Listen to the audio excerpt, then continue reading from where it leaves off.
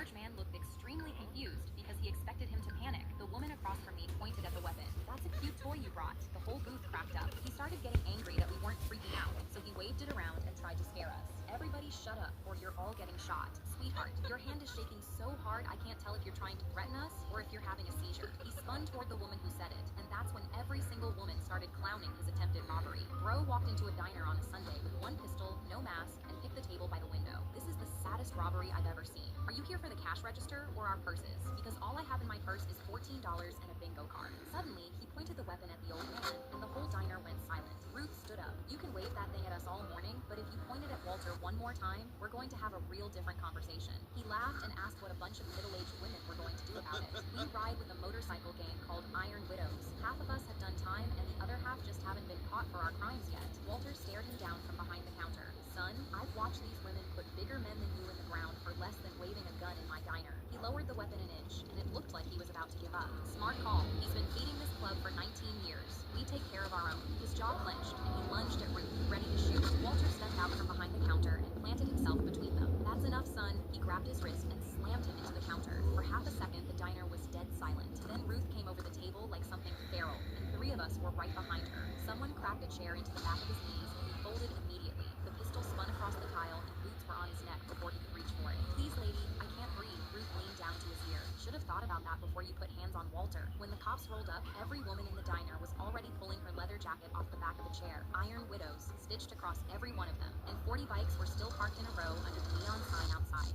My daughter Stacy was 10 when she decided she wanted to be a spy and started lying about where she was going. She'd say, "I'm going to my friend's house," then secretly sneak down into our basement and giggle to herself for hours about how she'd fooled us. It was her thing. But then one day, our house caught on fire, and I grabbed my husband and we evacuated. But while on the front lawn, our house started to collapse, and I asked my husband where Stacy was. He reassured me that she'd left for Rebecca's house an hour ago, but something felt wrong in my chest. I grabbed my phone and called Rebecca's mom. "Hey, is Stacy with you?" "No, we haven't seen Stacy." I almost collapsed and realized Stacy had lied about where she was going and once again hid in the basement. She was in the basement of our burning house. I ran to the firefighters, screaming, "My daughter is in the basement. Ma'am, we checked every room. There's no one in the house." "Yes, there is. Please, I'm begging you. Go back and check the basement." "We can't. The structure is already falling. It's too dangerous to go back." My husband grabbed my arm. "Stacy probably just went to a different friend's house. We saw her leave ourselves, and they said they checked the rooms. What matters is everyone here is safe." But then our roof collapsed. Stacy wasn't safe. Every second she spent in there was a second closer to death. I was crying, begging my husband to trust me. I begged the firefighters to go back. "She does this. She hides in the basement.